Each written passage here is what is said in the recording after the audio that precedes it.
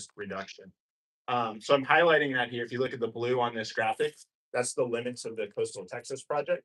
And in comparison, you've got McFadden's project limits shown in yellow. So overall, we're looking at almost double the length of the project for the coastal Texas project. But when you look at the volume of sand, we're talking about a factor of 10 for the approximate volume that we're anticipating for that project. So it's a huge project. And that's not in addition to the rest of the coast that the GLO, the Corps, everyone's going to be working to maintain. So moving right into our challenges, the first one's the bar area, and we're all coastal engineers here, so we know that with beach nourishments, our bar area is one of the most critical components of the project. Historically in Texas, we've largely used inlet management, so dredging beach sands that have migrated from the beach and into our inlets, dredging those and placing them back on the beach. The photo that's shown here on the right side is actually here at the Galveston entrance channel, and that sand that was being dredged was placed on the beach right here in front of the conference center, so it was along Galveston. Otherwise, we've used upland truck haul projects, but those are really limited in the size that we can do. And so with McFadden, it was the first for Texas to go and use an offshore borrow source. And the GLO did a lot of work to try and identify this. Texas is considered a sand-starved state. We do not have a lot of opportunities for sand. So nourishing our beaches is going to be a huge challenge. So in this case, we're using a historic riverbed, and we're trying to take advantage of the sand deposits. It was about 1.5 miles offshore from our project area, and they estimated over 10 million cubic yards of sand, so we thought we had sufficient sand for the project. But there were a lot of challenges with it. And so the schematic on the right here is the plan view for the bar area. I know the text is pretty small, so I'll walk through it a little bit. But essentially what I want you to pay attention to is all the little smaller polygons that you see in there. Some of them have a crosshatch on them, and some of them don't. The reason we had all of those smaller polygons is we had a vast variability of the depth of sand and overburden that we had to deal with. So we couldn't give the contractor just one big open area to go and dredge in, which is really ideally what we're going to do. They had to go and hit these little pockets and target them that way, which is significantly less efficient. But again, we need the sand, so we were going to utilize it for this project. The cross-hatched areas had overburden, so the majority of the borrow areas there had overburden. We had to dredge one, and in some cases, 2 passes of overburden before we could even access the sand. And then the material variability, this being a historic riverbed, it was significantly worse ultimately than we thought it would be. So we had areas where we actually had the dredge passing over some of our highest quality cores showing high quality sand, and we were still getting at times questionable material on the beach. So it's just a highlight of some of the challenges we faced. And so some of that material is shown in this photo here. So we got clay balls on the beach, which for a lot of reasons is something you don't want to happen. So first of all, we don't want clay on the beach. It's not good for recreation. It's not good for beach processes. Secondly, it created a lot of challenges for construction. We have plugged pipelines. You're requiring additional booster pumps. You're creating access issues. So this was a major issue. And so what we did working with the contractor, we had to be a lot more collaborative during the construction process than what we would have preferred. We actually did 2 additional coring efforts as construction was ongoing to try and plan the remainder of the project. We modified the design of the borrow area. And again, just not something we really would want to do. So moving forward, it's anyone in coastal engineering, if you try designing a borrow area, do additional geotechnical exploration, and this just highlights it. Especially if we're going to be working in some of these nearshore borrow areas in Texas, we need to expect this level of variability. We need to go beyond the typical when it comes to geotechnical exploration to make sure that we're identifying, we're avoiding these conflicts. So the second thing, and I know that there's oil and gas elsewhere, but in Texas, we got a lot of oil and gas infrastructure. And this was a huge challenge for us on this project. This is a photo of a structure that was on the beach or still on the beach within our project area. We don't know who owns it, and we don't know exactly what it was used for. So when you look at liabilities of working around it, it's an absolute nightmare. We identified 7 abandoned pipelines in our project area that we were not able to find ownership information for. So with that comes a lot of challenges that we had to deal with trying to figure out who they own and stuff. I did this slide in here just because I wanted to highlight. This is showing basically from Galveston up to the Louisiana border. The purple is highlighting pipeline infrastructure that's at least in the system. And again, a lot of it sometimes is not in the system. We had several that we could not identify at McFadden. So what do we do about this? Well, first of all, we need to do a lot of work up front to make sure we're trying to identify all of that, make it available to the contractors so that they can plan accordingly. Our project was made a little more challenging because we underwent in some cases up to 50+ feet of erosion between the time we bid the project and it went to construction. So areas that weren't an issue became an issue. It required the contractor to modify the fill template and essentially build an area to get over this without creating a large risk of having an issue with any of those pipelines. Challenge number 3 was remote access for us. Hopefully this isn't an issue for most of Texas, but this area was sandwiched between 2 roads that were 20 miles apart. And this is what our beach looked like at times. So you can imagine trying to access this area is extremely difficult. We were able to work through it, but moving forward, when we face some of these, we want to try and identify as many alternative access routes as we can. This case, we tried, we put that effort in. It's on a national wildlife refuge with an extremely valuable marsh on the backside of it. There was no option to get to the project. So just something to keep in mind as we move forward is how we can deal with this and working collaboratively with a contractor. I think I'm running a little long on time, so I'm going to go quick. Hurricanes aren't unique to Texas, but we went through two hurricane seasons when we did this project, and 2024 really caused a lot of challenges for us.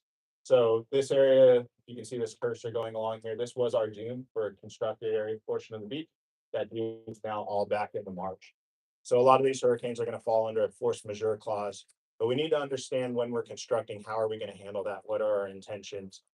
Make sure we have plans, contingency funds, whatever it is, because we are going to have hurricanes. And if we have this size of project, it's going to go throughout multiple hurricane seasons. So enough with the challenges, and I'll highlight really quick. Like I said, we worked through all of this with a lot of headaches, but we ultimately got there. And the project since then has been undergoing monitoring, and so far it is being very successful. So since equilibration took place, we've seen actually negligible shoreline or cheat shoreline change, which is awesome. It's a relatively short monitoring period at this point, but it'll continue and we'll continue to take a look at it. The dune, we were able to do some adaptive management after those hurricanes, so we were able to build that dune back up. We got some vegetation to take hold, and that's starting to take hold and become more resilient right there. So things are going well. Real quickly, I'll just try and highlight. So if you look at this pink line right here, that was our shoreline in 2017, or our profile in 2017, and then go all the way back to the green line for our before dredge survey. So over 100 foot of erosion there that we were dealing with. The remainder of the surveys show your AD and then the 2 monitoring surveys that we've done. Basically, what you see there is we've maintained our shoreline position pretty well and had some of our normal equilibration out offshore.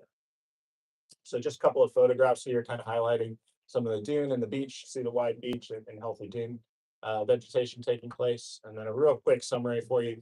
Construction for this went from 2022 to 2024. Overall, about 17 miles of beach was nourished. In total, the 4 million cubic yards includes phase 1, which is the pilot project, and phase 2. Total project costs of around $100 million, with Weeks Marine doing the construction on that. With that, I'll see if we've got a couple minutes for questions.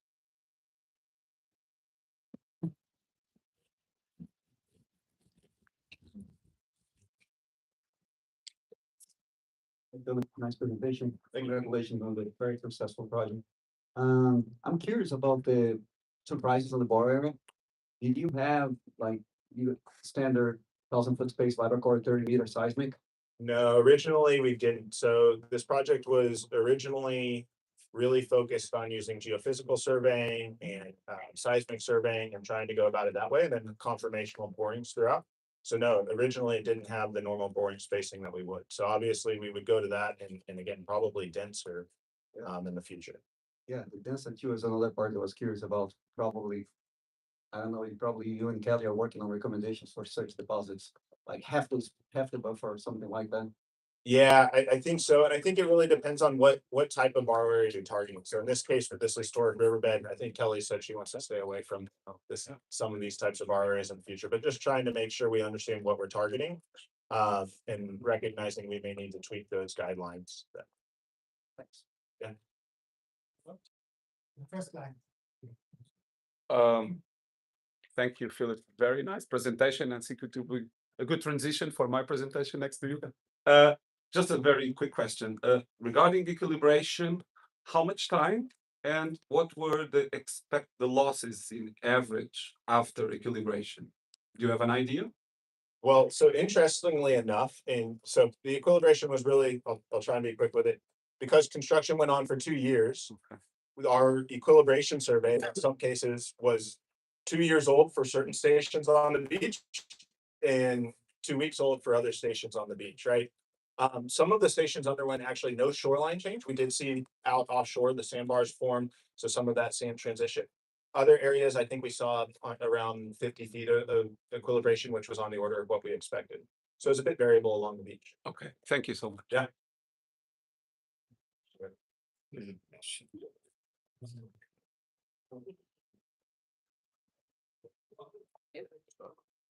Silly question. Okay. There used to be a road there.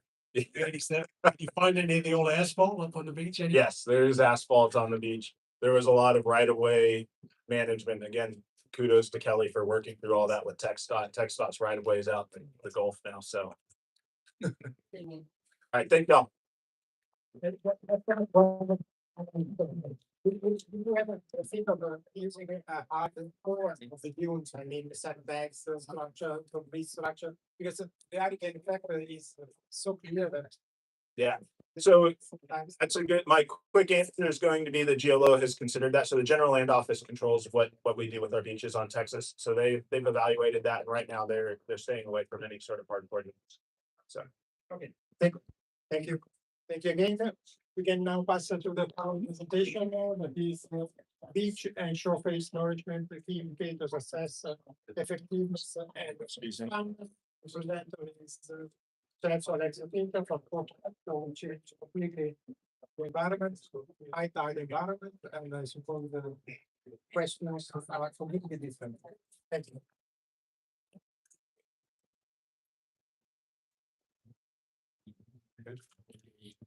So howdy. Uh, so I'm the head of the Coastal Monitoring and Risk Division at the Portuguese Environment Agency. And it's quite easy to work in coastal management because if I make a beach nourishment, it's wrong because I'm throwing sand to the sea and spending public money, and the sand will disappear from the beach very fast. If I don't do the nourishment, I'm also stupid because you should have done it. So with time and with experience, I start saying, okay, so whatever I do, I'm always wrong. So, and if you consider this the baseline condition, your life will be much easier. You'll be a more happy person. So I'm an happy person. Okay, so Portugal, we lose almost in the past 70 years about 14 square kilometers of land loss. Artificial nourishments are now the main coastal protection measure. We were more in the hard interventions in the 70s, in the 80s, in the middle of the 90s. We start changing to beach nourishment. And we can see here. Okay.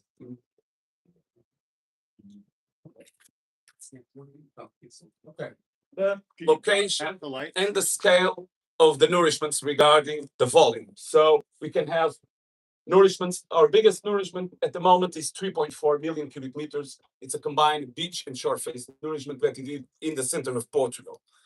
So until now, we put 53 million cubic meters since 1950. It was our first nourishment in 1950. And it's 50% shore face and beach nourishment. Almost all shore face nourishments are made by port authorities because for them, of course, sediments are not useful, but they put the sediments in the shore face. So it's useful for us to nourish the coastline indirectly. And of course, we protocol with them this kind of nourishment. And I'm going to talk about one shore face nourishment and one beach nourishment and try to see at the point we are regarding the evaluation of the effectiveness, the performance, and the lifetime of these nourishments. So, like I told, art protection and sand sources, mainly, of course, sand that is in the navigation channels of harbor administrations and, of course, port areas. So, in our opinion, and if you look to the literature, sometimes it seems that performance assessment sometimes remains a little bit inconsistent with the terms. And also, I feel that sometimes we need to improve more standardized indicators regarding that limits the comparison and sometimes decision making. So should I make the nourishment now, 1 year, what now, what is the threshold? So I'm going to talk about that. So, and to try to respond, how effective are the nourishments over time? So, main objectives: assessment of performance, effectiveness, and lifespan, compare beach and shore-faced nourishments, and identify the most suitable indicators that are useful for us, coastal managers, and to support decision-making regarding nourishments. So, study areas. 2 areas in the western coast of Portugal, Costa Nova, Vagueira. Here you can see the survey domain, wider area, and in red, the red rectangle, it was the deposition area of the shore face. So southward of an inlet. Wave regime, significant wave height 2.2 meters, peak period, direction of the waves predominantly coming from northwest, and potential longshore transport in average 1 million cubic meters per year. If you go to the south, the beach nourishment area, you can see, so it's south of a larger head delta. This is the area where we took the sand, the borrow area, and this is the area where we put the sand in the dry beach. So it's more sheltered. We see a lot of wave refraction and diffraction around the cape, that's to the north, and through the ebb delta, so waves are much lower. And wave direction changes completely. And of course, also the magnitude of sediment transport is about 100,000 cubic meters per year, directed from south to north. So, nourishment. We did a 2.4 million cubic nourishment in September of 2020, and until May of 2024, we put 1.5 million cubic meters from time to time. So the question that raises, okay, is it better to put a lot of volume or spaced nourishments? We don't know yet, okay? So 3.9 million until now in that area of the red rectangle, and in the Caparica study area, we put 1 million in 2019. We did, of course, previous nourishments before, but I will only talk from 2019 until to 40 years of monitoring. So we compare pre and post nourishments. We analyze 2 spatial tails, the deposit area and the broader survey domain, like you can see in the pictures. And the monitoring period, 3.8 years for Costa Nova and 4.2 for Caparica. So the key performance indicators used were volume changes, beach width, and coastline evolution, so the position of the dune toe. Of course, when we have a rock armor revetment, of course, the coastline is considered stable. And using our coastal monitoring program called COSMO. Okay, so results for Caparica, the beach nourishment. 90% of the sand was lost in the deposit area, so in the dry beach. Here is the comparison between 2019 before the nourishment and 2023. Only 15%, so if you consider this survey domain, only 15% of sand leave the system, not through here, because this is coincident with the depth of closure, but here we are in the border of the ebb delta. So 6%, of course, goes through here, and this is also the result of almost 20 years of experience analyzing this kind of data. So sand is moving through here, but also what we can see is that, okay, the remaining sand in the survey domain comes also from the south, a little bit of southward, but of course, changes also sediment transport and changes with this ebb delta. So this polygon is continuing responding. So sand is leaving the polygon or entering in the polygon. It's changing with the ebb shoal delta. So regarding effectiveness, we saw, of course, beach widening of 50 meters after the placement, as usual. But then we saw here, we can see the changes in beach comparing 3 dates from the base of the dune toe and the rock armor revetment, the base of the rock armor revetment, and the mean sea level. However, beach width returned to almost to the pre-nourishment width after 4 years. So it's still only 8% wider than the pre-fill conditions.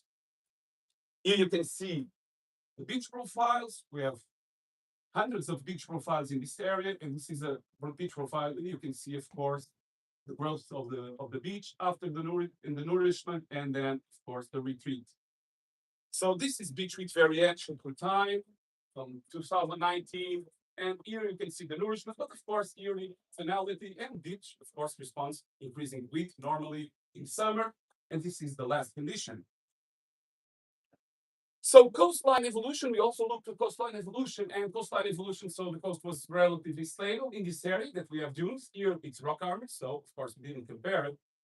And coastal evolution is stable. And if you compare it to the long-term trend of 60 years, of course, it's good to have this number. So regarding Costa Nova Vagueira, the shore face nourishment, the volumetric analysis that we did is that, okay, in this polygon, in this black rectangle, we saw that in the time period of 3.8 years, 91% of the volume was lost. Okay, that's good because the 1% spreads and diffuse in the system. So through advection and diffusion processes. So it's good news, of course. Here we can see the comparison, the bed level changes between the previous survey before the nourishment and 4 years later. And you can see here a lot of forms we observed in several nourishments, comparison of the nourishments. We observed the lee side effect. We observed the feeder effect. I will not go into detail. If you want more, you can read some papers that write about this, but we observe this kind of pattern. So the sand spreads out, but 54% of the sand remains in the survey domain, considering the comparison of the surveys. And so 2.1 million cubic meters leave because longshore sediment transport is from north to south, leave this cell to the south. But we still have 54%, 1.8 million cubic meters. So this is part of the sediment floods. And now we need to improve our calculations regarding sediment transport. So this is ongoing work and apply some modeling, so one-line model, and also the cross-shore, the CS model, to better understand the process. And we need to solve the sediment budget here in this area, because we have here a part of the Ebb-Shoal Delta. We have a lot of sand retention, but we don't know exactly what is entering in this polygon. So we need to improve calculations to better understand. I had a slide 2 years ago with this kind of data, but then I start looking and say, oh my God, I'm not going to present this. So I took the slide, so it's much easier, but we need to improve regarding sediment budget calculations. So, like I said before, losses in the deposit area in shoreface nourishment, of course, are desirable and are intended and of course are positive. So, regarding effectiveness, what we consider effectiveness, the beach width remained relatively stable. That's a good indicator. Of course, beach width is not a direct indicator of effectiveness because we didn't put the sand on the beach. But of course, if the shore face nourishment responds well, the beach width will be stable or increase in width a little bit. So here you can see a beach profile in the area with the beach width increasing, but here a little bit more to the south, in this area, we see a decrease of the beach width because partially of the so-called reef effect. But on average, the beach width remained relatively stable in this coastal stretch. That's good news. And when we look to the coastline change rate, for example, from 2020, so before the nourishment and until 2024, you can see that compared with the long-term trend between 1958 and 2020, it's completely different. So it's clear for us that this shore face nourishment is doing its work. Okay, so in 5 minutes, that's more than enough. Okay. So regarding the conclusions, we also try to rearrange phrases that better describe the process. So in our opinion, think, okay, performance describes how the nourishment behaves and evolves in physical terms over time. You talk about the performance in the previous presentation. So, and it's best described by coastline position changes, beach width evolution, and volume change in the nourishment footprint, but in survey domain. But we think that performance can aggregate effectiveness and lifespan, lifetime, or longevity of the nourishment. So what is effectiveness? Evaluates whether the observed behavior successfully meets the project coastal management objectives over its design life. And of course, it's given by beach width increase or maintenance. So when you identify and classify nourishment, is it being effective? Yes, beach width remains stable or increased. And reduction, stabilization, or reversal of shoreline retreat relative to long-term trends. So regarding lifespan, the best indicators. So we must look to the decay of the nourishment volume in the placement area. But in the case of the beach nourishment in the dry beach, in the case of the short face nourishment in the deposition area, but we must look also, I think it's not a direct indicator of lifespan. That's why because this is in gray, but we must look into the broader survey domain to see, okay, is the nourishment behaving well? Is the sand leaving the system? Should I plan for a new nourishment? But it's more confused. And beach width compared to pre-fill conditions. So this is the best lifespan indicator for the case of dry beach nourishment. So last slide. Regarding effectiveness, we should use for the short face nourishment beach width, but as an indirect indicator and coastline evolution rates to evaluate effectiveness of the short face nourishment. If we go to Caparica, we should concentrate on beach width, it's a dry beach nourishment, and coastline evolution. And if we go to if you want to evaluate the lifetime, the longevity of the nourishment, we should go to volume changes, of course, in the deposition area and survey domain for the case of Costa Nova, the short face nourishment. But in Caparica, we can use both beach width and volume changes. Of course, now we are comparing both to see what's the degree of the correlation, but our experience and almost 20 years of data suggests that at the moment, volume changes are the best performance indicator. And that's what we for to evaluation of the lifetime. And it gives you the red sign to say, okay, we have to do a new nourishment in our area. So also morphological monitoring that we are doing in this area is fundamental to support decision making, not just in the initial footprint deposition area, but in a broader survey domain. And you can ask, what's the size of the survey domain? It depends. It depends on the money, it depends on the project objectives of a series of factors. So, thanks a lot.